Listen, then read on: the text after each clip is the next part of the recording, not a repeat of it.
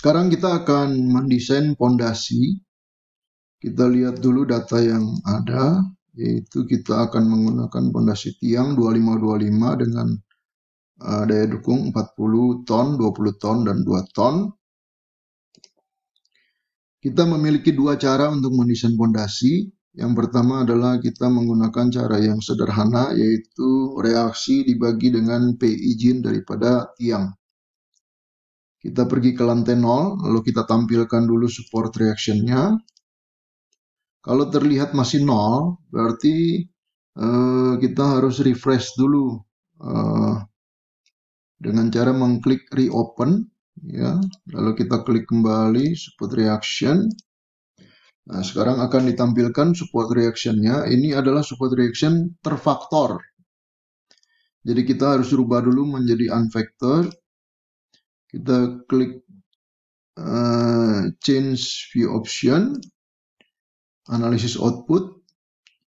Kita pilih unfactor dengan reduksi live load otomatis, automatic live load reduction. Nah, kita bisa rubah angka ini. Lalu kita pilih show end pile dengan daya dukung tiang 40 ton. Ya. Kalau kita mau menggunakan efisiensi grup, berarti kita kalikan dengan efisiensi grup, misalnya 0,8 atau 0,85 menjadi 32 ton. Lalu kita klik OK. Support reaction kembali. Nah, dia akan menampilkan jumlah tiang yang diperlukan berikut reaksinya. Ini adalah cara yang sederhana. Jadi momen dan gaya geser gaya horizontal tidak diperhitungkan, hanya aksial tekan saja. Ada cara yang lebih akurat, yaitu dengan menggunakan modul foundation design. Kita coba bandingkan. Ini kita dengan cara sederhana kita dapat 32 tiang dengan kapasitas 32 ton. Kalau dengan cara yang lebih akurat, kita klik design, run foundation design. Nah, kita bisa memasukkan parameter yang lebih banyak. Misalnya axial group efficiency dengan Los Angeles. Lalu kita bisa masukkan tension, horizontal, misalnya desain dengan capacity design dengan faktor omega kita bisa masukkan. Lalu kita bisa masukkan juga tie beam-nya, misalnya tie beam-nya ukurannya 30, panjangnya 8 dan 6 meter, 30-60. Kita bisa masukkan juga misalnya kalau ada tekanan air tanah, tapi di sini 0. Kita bisa masukkan harga beton dan harga baja.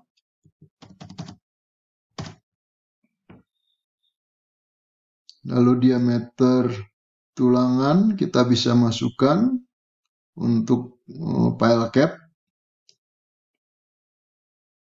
Lalu persentase minimum tulangan untuk pile cap kita bisa masukkan. Nanti dia akan mendesain secara otomatis. Tebal pile cap minimum juga kita bisa masukkan.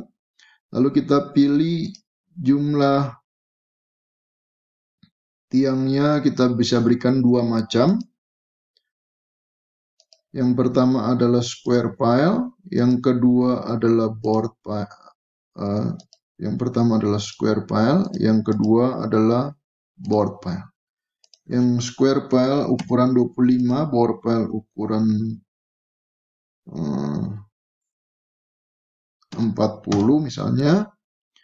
Kedalamannya misalnya ini 18, ini 20 meter.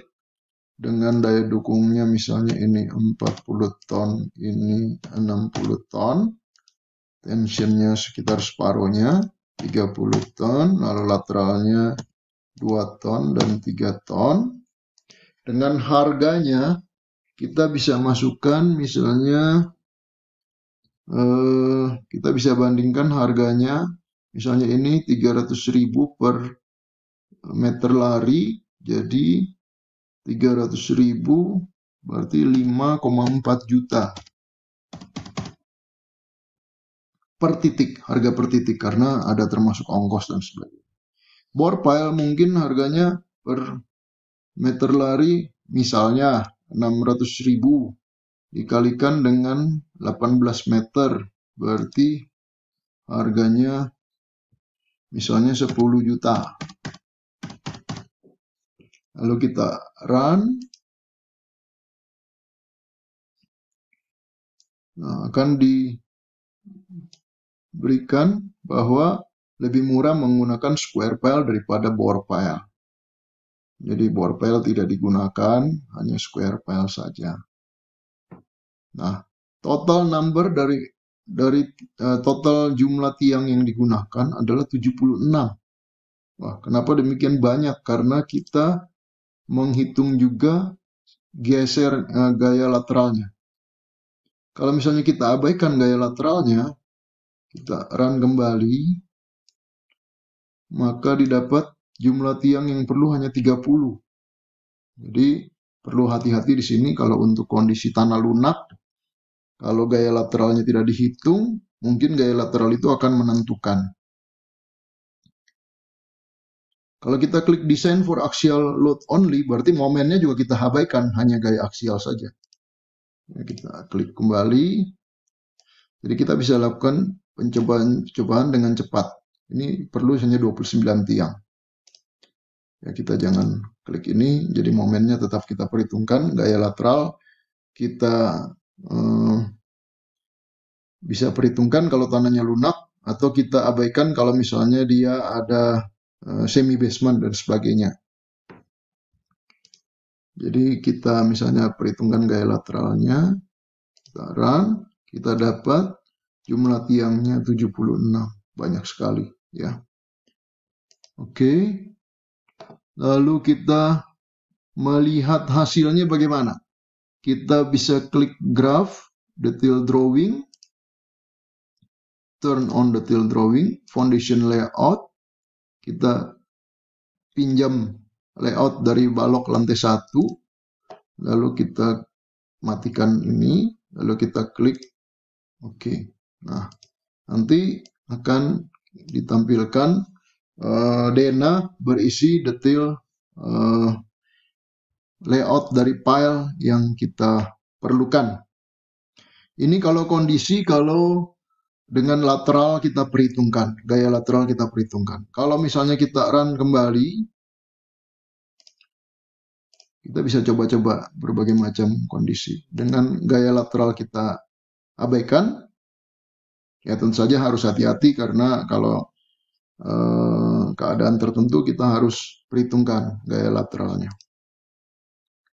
Oke, terus kita generate kembali detail drawingnya, kita klik refresh. Oke, nah, akan ditampilkan kembali detail daripada pile cap dan jumlah tiang yang digunakan. Nah, di sini kita lihat ya, ada pemakaian bore pile 2 dan ini square pile 3. Kenapa ada bore pile 2 di sini? Karena kan tadi kita memberikan harganya, jadi dia akan ambil yang termurah. Tapi kalau kita misalnya hilangkan, hanya pakai satu macam pile saja, lalu kita run kembali, oke, terus kita generate kembali detail drawingnya, refresh, maka yang tampil hanya satu macam tiang saja. Satu macam tiang panjang saja. Jadi semuanya menggunakan square pile. Ya, ini kita bisa melakukan simulasi dengan cepat. Bayangkan kalau misalnya ada proyek mall dengan panjang 30 bentang dan lebarnya 10 bentang. Ini bisa dilakukan desain pondasi dan penggambaran pondasi dengan hanya beberapa detik saja.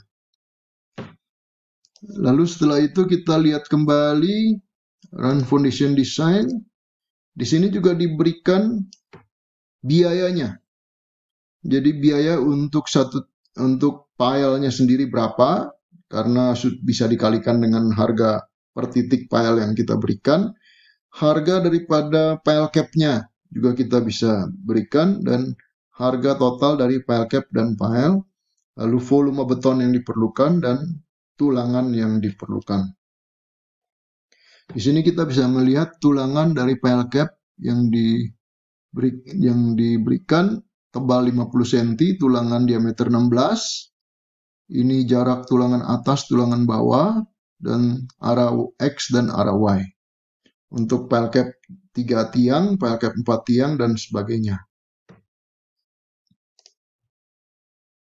Jadi ada dua macam cara untuk mendesain fondasi.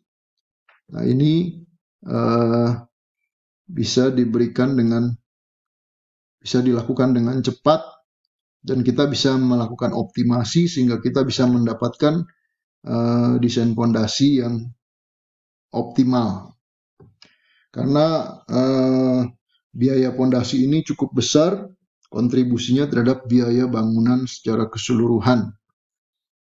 Buat pengguna SansPro untuk menghitung kembali fondasi dengan menggunakan tiang panjang atau menggunakan bore pile tidak masalah, karena kita hanya merubah saja di sini, hanya merubah saja jenis tiang dan daya dukung tiang dan kedalamannya, dan semuanya penggambaran dan sebagainya akan dilakukan secara otomatis oleh program.